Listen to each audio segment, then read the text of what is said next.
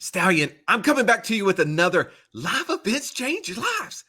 I'm telling you, when we were together in January in Birmingham, I was so pumped up. 100 of our favorite friends finding ways to become financially free and get there faster. We got to do it again. Let's get together in the music city capital of the world, Nashville, Tennessee, August the 25th to the 27th. No doubt, Russ. Live events do change lives, just like Rick, who left his job 9 months earlier as a result of being at this event in Birmingham. The relationships are the accelerator. And I can't wait to hear your story when you join us. Go to wealthwithoutwallstreet.com/live. And don't forget to use promo code podcast to get 20% off your ticket. Go there right now. Yeah, don't miss the early bird special. Get there. Come on. Come join us. We're going to have a lot of fun together, becoming financially free faster together. Russ, I absolutely had a blast on this podcast with Kelly Iannone as our guest. And the reason is I'm such a math nerd. I love math. And what was it that was the impetus for her big change in her financial world? Just stopping to do the math. Now, if you haven't stopped to figure out what is my financial freedom journey going to lead to, if I keep doing what I'm doing, I want to call you to action right now. If you're not watching this live, then go to our website and go to retirementguide.wealthwithoutwallstreet.com. It's going to be in the show notes, and do the math yourself, right? So Russ, walk us through this calculator real quick. Well, here's the thing. We interviewed so many people in our past about what does it take to become financially free. And we had the premier expert on the subject matter. There was an old thing called the 4% rule. Maybe you've heard this before, that whatever account balance I have, if I took out 4% out of it over a 20-year period of time, I had a 100% chance of not running out of money. If I took out more than that, or if I went longer than that, that's when the percentages or probabilities that I would run out of money would be less than 100%. I don't know about any of you, but I don't want to have the chance I'm going to run out of money when I have stopped working for money, right? That's the biggest fear, 100%.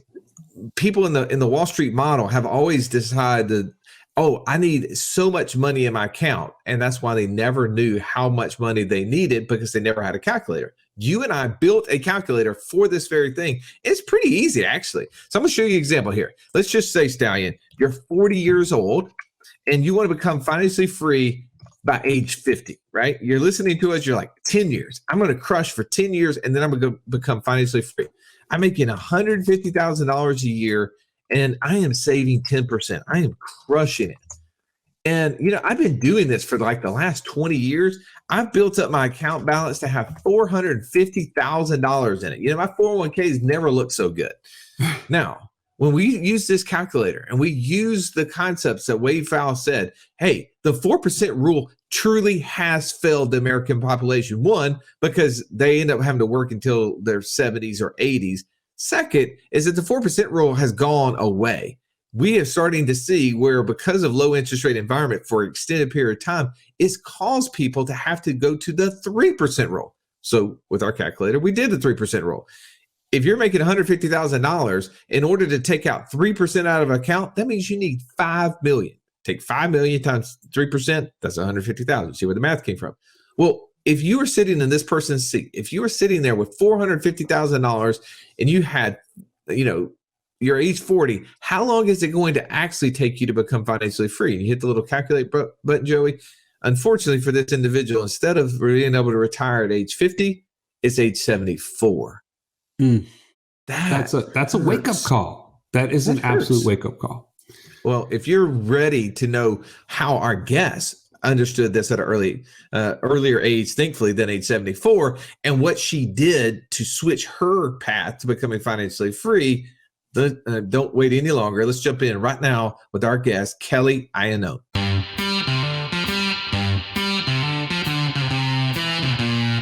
Welcome to the Wealth Without Wall Street podcast, your guide to understanding how to get out of the Wall Street rat race and start your own mailbox money lifestyle. Now, don't let these handsome Southern draws fool you.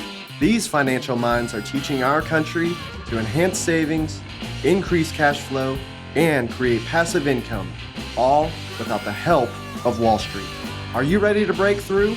Now here are your hosts, Russ Morgan and Joey Murray.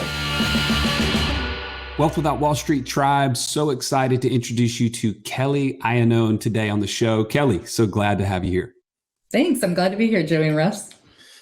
We had a little bit of a time to catch up before the show, but for those who are hearing you for the first time, typically our audience is someone who's listening for a way to get out of the rat race. And I know, I was having a conversation about this. You mentioned that there was like a series of events, that little small things that had just kind of crept up to a point where you and your husband are like, no more, we have to make a change. Would you let us in on what was going on?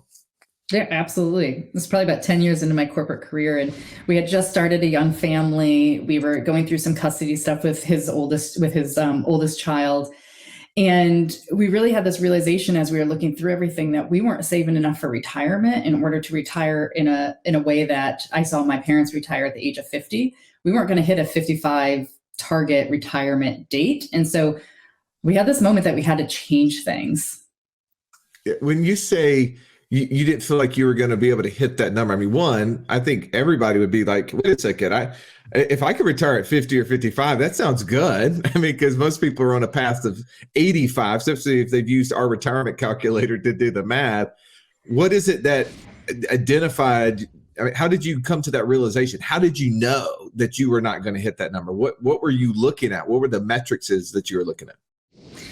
Well, we were tracking our net worth. And when we were looking at our budget, we realized that we weren't, beyond saving into our 401ks, maybe 10%, we weren't saving anything extra. We were spending it all on our kids' childcare. We were spending it all on our food and going out to eat and just our lifestyle. And we weren't saving anything over and above, again, that like 10%. And when you just look at calculators and projecting out how much you need to retire on, if you're following the typical safe withdrawal rate of 4%, and some would argue that's 3.5% these days, it was a math problem. The math wasn't there. The math wasn't going to work. And by the way, just for those who are listening to this, has never done that, we actually built that retirement calculator. We had a chance, Kelly, to interview Wade Fowle, like one of the foremost experts on the safe withdrawal rate. And yeah, when we were talking to him, he said more like 3%. Obviously interest rates have now ticked up a little bit. Maybe that's creeping back up. But when you use our calculator, it helps people understand what it takes. So to Kelly's point, if you had $1 million in an account and you were taking out using the 4% withdrawal rate, that means you could spend $40,000 a year with the guarantee of not running out of money for 20 years. And I don't know about for you guys, 40,000 just doesn't work for my family of 6 very, very long. We might be able to get through a month and a half, and then we're going to figure out what are we going to do for the rest of the year, right? Well, not even considering, Russ, the impact of inflation. I mean, you talk to somebody 3 or 4 years ago and say $40,000, and now you say it 3 or 4 years later, and $40,000 is a drop in the bucket compared to what it was even that long ago. So can you imagine what 20 years from now that might look like? Right? Crazy. Man. I mean, it's just, there's no hope in that strategy. So you're looking at that and you're evaluating it, and being that you've been up to this point, you said you've been working in corporate America. Talk a little bit about what you've been doing. And obviously you were saving in the typical places that most people are taught to be saving. How do you and your husband figure out what to do next? Yeah, so I was on that very traditional path that, kind of American society tells us we need to take. Go to college, get a good job, and work until you're 65, typical retirement age 72. And again, I was about 10 years into that path. I wanted to be an executive, corporate America, wear suits all day, like it was going to be all grand. And then I realized it wasn't fulfilling for me, that it wasn't all it was cracked up to be. And I didn't want to dedicate my life to that, especially at the executive level where it really becomes your life. That wasn't fulfilling. That's not what I wanted for me. It wasn't what I wanted for my family. And so when my husband and I had this realization, again, it was a bunch of little things that kind of came together that made us go, whoa, we need to do something differently. We pretty much right then and there made the commitment that we were going to figure out how to continue to earn 2 incomes, but live on one. And we did that through a very methodical process. We had 2 young kids who were in daycare at that point in time. And we knew the next year or 2, they were going to be going from daycare to public school. And we were living in a good area with good public schools. That's $1,000 a month per kid that weren't going to spend anymore. So we allocated all that to spending, and we just very methodically put that plan into place. Well, and so talk about that was more of a defense strategy as I think about it. It's like, oh, we've got this expense that is going to go away, and now we can potentially live off of two or one income and save the other one. But now it begs the question of where do you go from there? Just putting money in your mattress, putting money in the checking account? Like what's the alternative that you guys committed to at that point? And maybe it wasn't clear at that point, but maybe it was just right down the road. Yeah, and you're absolutely right. That was the defensive strategy. We had to first grow the gap between our income and our expenses. That was the defensive strategy. And then once we grew that gap and had a larger sum of money that we could continuously invest over time, that was where the real power was going to be. And so initially we didn't know what we were going to do with it besides investing. I started doing a lot of research online. This was back in 2017. I found the FIRE community. I had always kind of subscribed to this. And granted, my parents retired at 50. To me, that was normal. They invested in their 401ks. They worked at the same job for 15, 20 years. They both had pensions. That was kind of what I grew up with. Very different than what my husband's family grew up with. But that was kind of what I saw. And so that's kind of where my goals were. But I found the FIRE community. And at that point, I realized that I wasn't the only one out there who was feeling this way and was looking for these different opportunities of how to really optimize investments. But by and large, what you see in the FIRE community is invest in low fee index funds, which is very valid. And it's a great way to get passive investments, if you will, and just kind of, let's just keep with the market, keep our fees low, and we can just continuously invest over time, and you'll make it to your goal. But after we kind of looked at that, and we knew we wanted to do something in real estate, but we had a lot of limiting beliefs. And so when we started really diving in, I found Bigger Pockets, learned a lot from them, joined a local real estate group, and really determined that instead of leaning in heavily on low fee index funds, which, mind you, that's where all of our 401k funds are currently at, and we switched those over. But instead of putting all that extra capital that we were then going to be able to offensively attack our goals of early retirement, we allocated that to real estate because we saw real estate and looking at the numbers that it was a great accelerator of wealth and of that path. Okay, hold on. I got to jump in. First of all, Kelly, the name of our show is Wealth Without Wall Street. So I'm going to challenge you on the validity of the index fund strategy. If you want to be financially free, living financially free, there was a reason that you picked real estate and you said it for acceleration. Talk more about that, because I really think that there is a misnomer out there that you can become financially free by using this Wall Street, vehicle, when in actuality, you're playing the game at a different level. It's not necessarily, oh, I want to do it, for 40 years now, but they're trying to play this game of using the market to get them to some goal. And to be honest, obviously our show exists for the reason of it's a rigged system. So the question that he's asking you, I don't want it to be missed in here. You said we decided on real estate as an accelerator. Talk about how you saw real estate as an accelerator. I think it's going to answer his long-winded question. Again, it goes to math. We talked earlier about the safe withdrawal rate, which is all about investing in the stock market, and that's 4%, arguably 3%. And on $1 million portfolio, that's $30,000 to maybe $40,000. But again, you also mentioned, Russ, that will only last 20 years. When we look at real estate, there's a lot more control we have in real estate. We have no control over what we invest in on Wall Street. When we look at real estate, we have so much control. We have the market to understanding the market and that data, and we have control of how we are going to select deals, how we're going to underwrite deals, and how we're going to buy deals and finance them. When I look at typical real estate deals, and again, this is the discovery that I went through back in 17, 18, was it's very common and fairly easy to find deals that I can easily get a 7, 8, 9% cash on cash return while holding a property. So now that same $1 million that you could put in the stock market and take a 3 to 4% safe withdrawal rate, 30 to 40,000, you could put it into real estate and find those deals and now get 7, 9, 10%. So living on $70 to $100,000 a year. And that doesn't even touch all the tax advantages. Well let's talk too about like when you the first real estate deal you did was what? It was converting our primary residence into a rental. Perfect. And whenever you did that, did they pay you in accumulation, like in future dollars, or did they pay you actually monthly deposits into your checking account? The tenants? Yeah.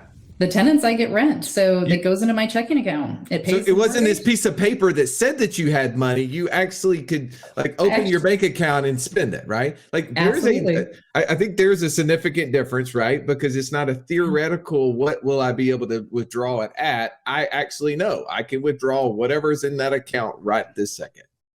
Absolutely. Okay. So you did that. What was the next thing that you did? So we did that first property, and then we really started getting involved in our local community and meeting other real estate folks, because keep in mind that at that point in time, both myself and my husband, we worked in corporate America. You don't talk about real estate. You don't talk about retirement. I worked at the House of the Mouse, worked at the Walt Disney Company. Everybody loves working at Disney and everybody wants to work at Disney. And it's a great magical place, don't get me wrong, but it is a company and it is a for-profit company like any other company. But people don't talk about investing for retirement.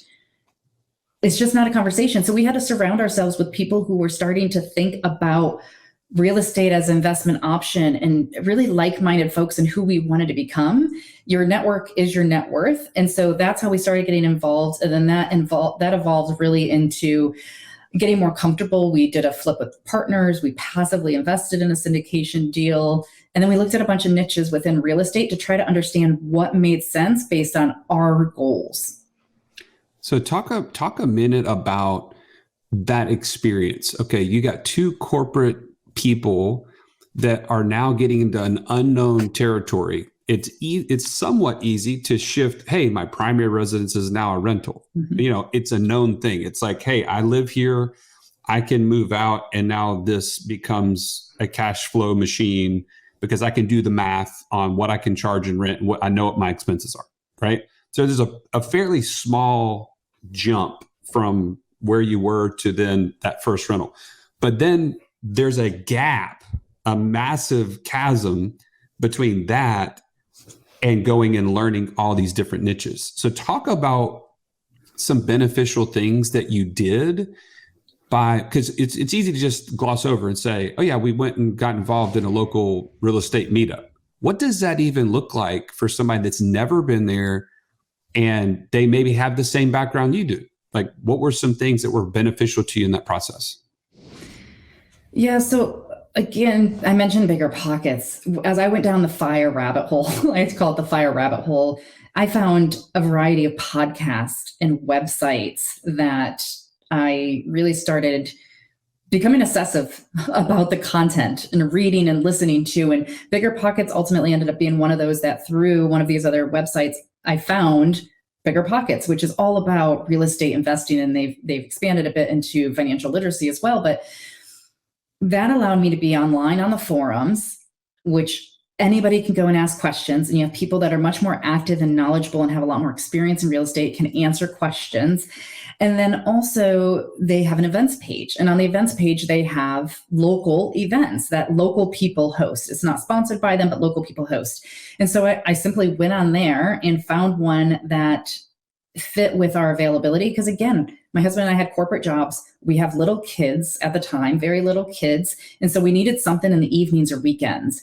We also recognized we didn't want to go to a meetup that was just going to be one big sales pitch. We really wanted a collaborative environment, very encouraging, where everybody's trying to kind of meet the same goals and, similar paths.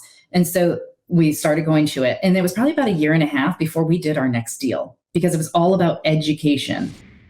Well, in that process, as you're educating yourself, how much more confident were you? Like, were you able to confidently not only invest, but to share that with other people? Because my guess is that you said you were surrounded by people that weren't on this journey, and they got to start challenging you like, Kelly, what makes you believe that you can be a real estate investor? I've known you all of these years. You're this person, right? Whatever that person is to them.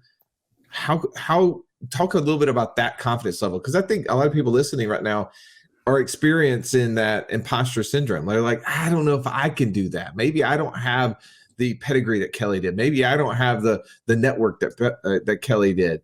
Talk a little bit about that process. I think that's so important.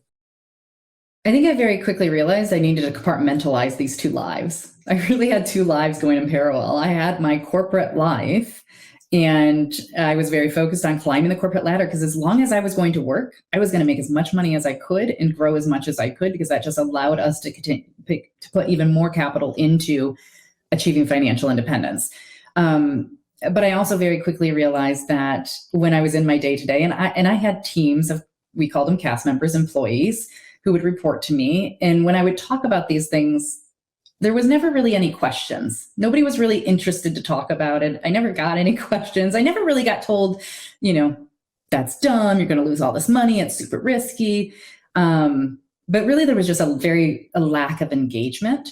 But I did, for Christmas, I'd give people books like The Simple Path to Wealth, and I'd give my team books for Christmas on financial independence. So I had to compartmentalize these two sides of my life. And the real estate and having this peer group of people who were trying to get into it or who were already established into it, they became a much larger part of my world. If you've listened to our show for any length of time, you've heard us talk about infinite banking and how we were able to use that concept to create over $50,000 a month in passive income. But it's just not that easy to figure out, how does this all connect into my own personal system? Stallion, that's why we created the passive income operating system, bro. It shows you how to turn active income into passive income. It makes all the steps come together. If you would like to get access to it as a podcast listener, we've never given this away in public before. Go to wealthwithoutwallstreet.com/PIOS. There was nothing worse than walking into class when you're in school and the teacher saying, pop quiz day. Why? Because you were unprepared. Are you unprepared, though, for financial freedom? Don't be. Find out how close you are by taking our 30-second quiz at wealthwithoutwallstreet.com/quiz. Now, you talked a little bit about the FIRE community, the financial independence, retire early, right? In there, there's different versions of that. And some are really trying to live really below their means and trying to find more efficient ways, if you will, to a simpler way of life. And then there's others that are going out there trying to figure out ways that they can grow their income streams to afford anything in any trip that they want to go on. How did you find your fit in that? Like, what was that pathway? What were you learning just within that community alone that maybe helped you? Yeah, so I like to think about that as lean fire, and fat fire. And well, it would be great to be able to live on $200,000 a year plus and have all these, great things. I don't want to slave away until I'm 65 just to get there. So, but I also very much don't want to never be able to go out to eat, not go on vacations, and live what we call lean fire lifestyle. So for my husband and I, it was really, how do we maintain our current lifestyle? And granted, this was our current lifestyle after we took a very critical look at our lifestyle and being able to live, again, from two incomes to one income and being able to live on one salary. And we were comfortable. We didn't feel deprived. We live in a great home in a nice neighborhood in a great city. We go out to eat a moderate amount. We buy whatever groceries we want. We don't really worry about that, but we don't add on all of the extravagant things, and we don't have a bunch of car debts and stuff. And so we really just had to take a critical look at what we wanted and understand what that lifestyle was. And I like to call it lifestyle design. One day, when these investments continue to go full cycle, we'll be fat fire. Like, it's inevitable. It's inevitable. And I'm sure the people in your community know that. But today, in order to have the flexibility and the freedom of time, you're going to maybe live a little bit more frugal of a lifestyle. But again, it's not lean fire for us, but it's a little bit, we're keeping a little closer eye on it. But my kids don't want for anything. That's awesome. Yeah. I love the perspective that you guys have gone into this with, at first making some very important choices about lifestyle that then has led to, there is a much bigger vision of the future, but we're just content while we get there. It's a not get rich quick scheme. It's a get rich slow. And we always talk about that. That's really one of the only reliable ways to wealth, in my opinion. Otherwise, it's just kind of on accident, or it's short-lived in some cases. Somebody makes decisions that aren't sustainable. I want to talk back to you're engaging in this local community on the real estate side. And people can look at you now and say, oh, wow, Kelly's super successful. She's getting involved in these large syndications in the apartment realm, and she's done some flips and all this. Talk about something that didn't go so well, that you learned after the fact, and you're like, if I was getting into this, I wish somebody would have told me to look out for this. Like, what would you offer to that person? Such a great question. Because now I go to the meetups and I feel like I'm giving back, and it's a really good feeling, but I'm also constantly reminding the new folks that I was them not that long ago. But to your question of what I would advise, so we did get into a bad partnership at one point, and we didn't know it was a bad partnership until, I know exactly what you're talking about bad partnership. Just keep going. I'm sorry. Go ahead. Yeah, that's fine. Yeah, it was, we were well into the deal when we figured out that, this wasn't a great partnership. Fortunately, we only got into one deal. It was flipping a property. And so we knew that was kind of dating this one property. We were just kind of dating with this one property. We weren't signing up for multiple other deals.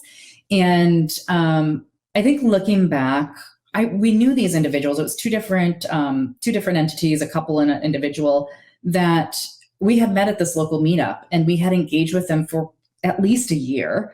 So we felt like we knew them. Some of them we really related to more on a personal level, and like people that we could be friends with. And the other one definitely had the hustle to go out and find the deals and really was making moves. But in the end, there were things with both entities that we weren't comfortable with, and we didn't pursue any future deals with. But one thing I say is Google people's names online, because there are things that may come up at some point that you're like, in retrospect, if I just Googled their name, I would have not done the deal to begin with, because I wouldn't have wanted to be associated with it.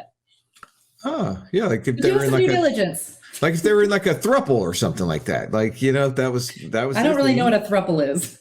I didn't either until Joey had a guest that he wanted to have on the podcast, and I Googled their name and realized they had become famous in a different country for their throuple relationship. That's where 3 people are in a relationship, not 2 people. So instead of a couple, it's a throuple. Yeah, I agree with the Google thing. I think that's super interesting.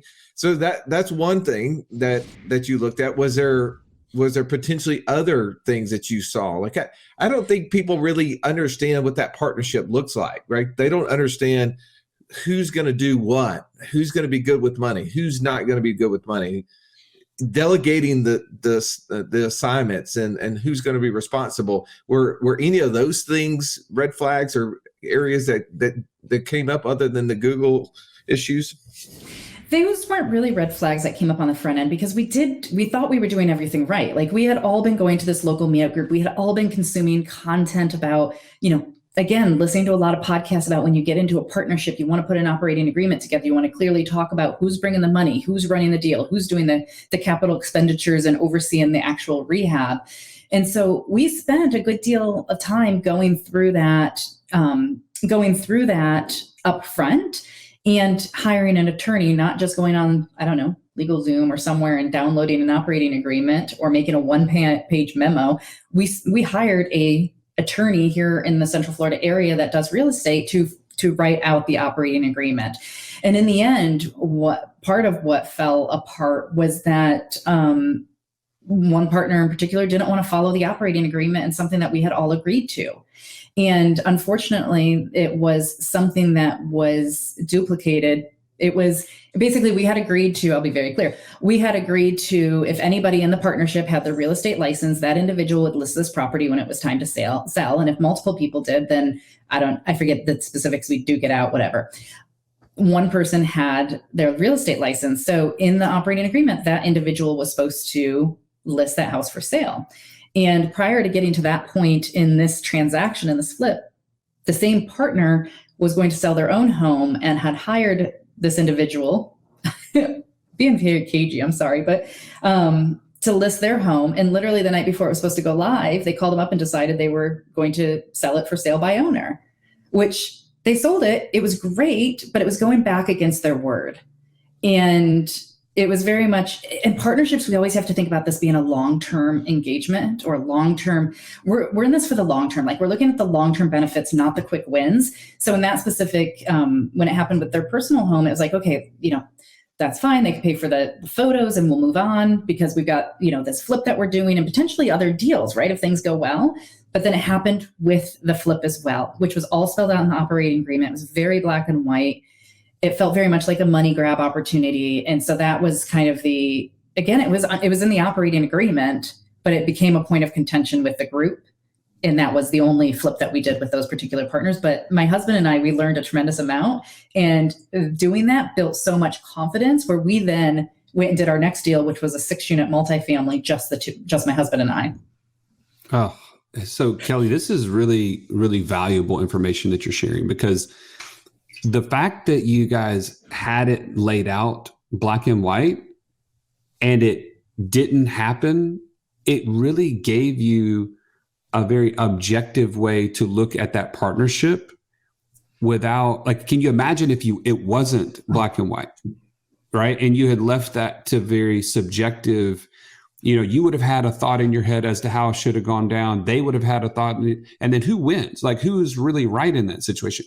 In this case, it was very clearly laid out. So good on you that you guys had the foresight to hire an attorney and to do it properly, because the outcome is, man, you learned a lesson, but it really wasn't as bad as it could have been, right? That was a real grace in that process that happened for you.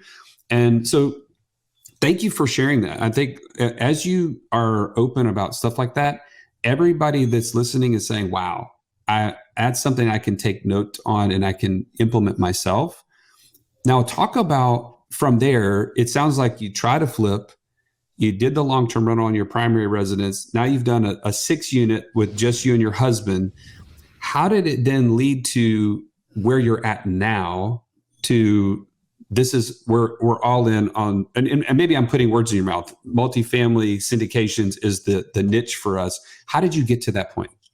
Yeah, you're not putting words in our mouth. That's absolutely true that large multifamily is where we are at and where we're focused at. And I've got blinders on because it's easy to get to kind of squirrel and see all these shiny objects because there's so many great opportunities. There's so many ways to build wealth.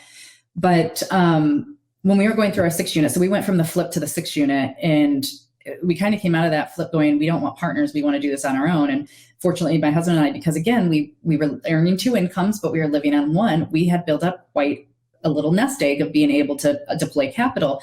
So we bought this 6-unit building here in Central Florida, and we did a complete renovation. It sat empty for almost a year.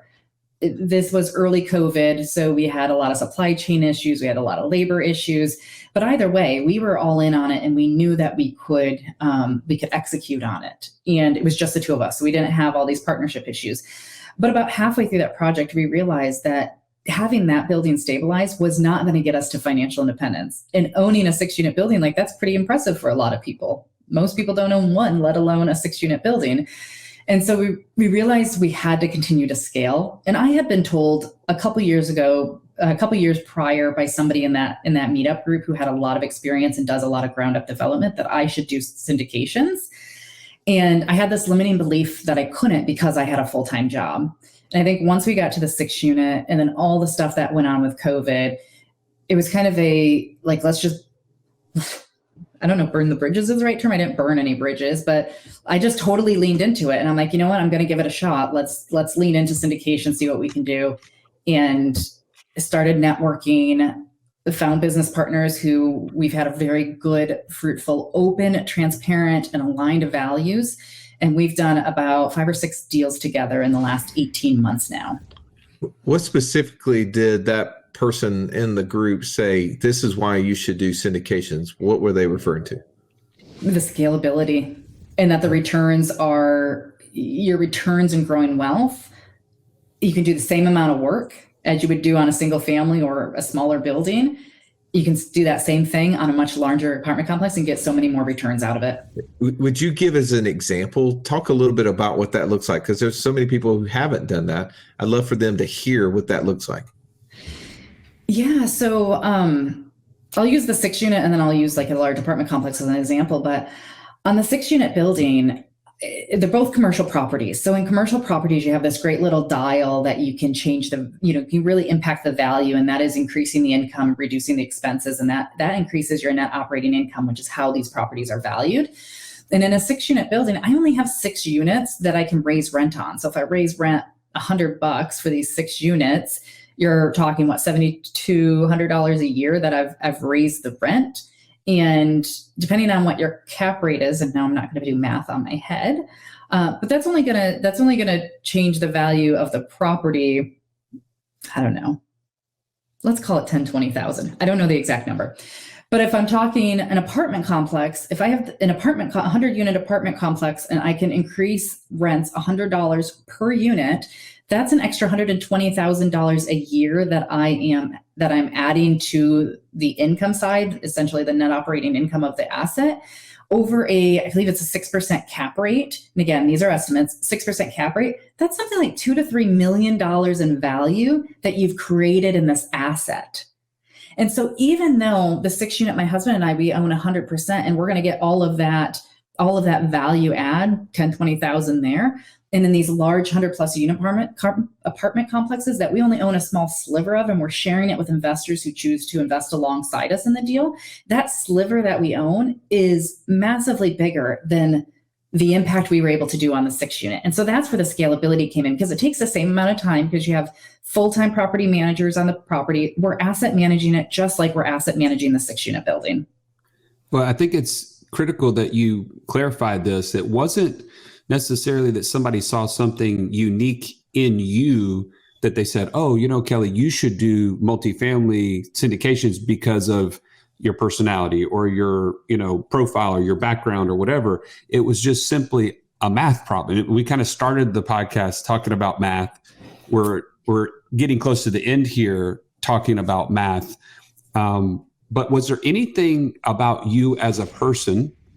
We talk about the investor DNA profile that our clients all walk through our process, and they figure that out through the process. Is there anything specific to you and or your husband that you guys point to and say, this is why investing in syndications really works for us outside of just the math? Yeah, I'll start by saying I'm a small town girl from Michigan who grew up to parents who worked in a factory. I'm not I wasn't born with a silver spoon in my mouth. I'm not the super special, person. I do have a personality that I can communicate with other people very well and organize thoughts and articulate things well. And so there, in syndications, there's roles for different people. Even if you're super analytic and introverted, but you're very analytical, there's still a role in a general partnership team on a syndication where you can focus on underwriting and understanding market analysis and the financial oversights.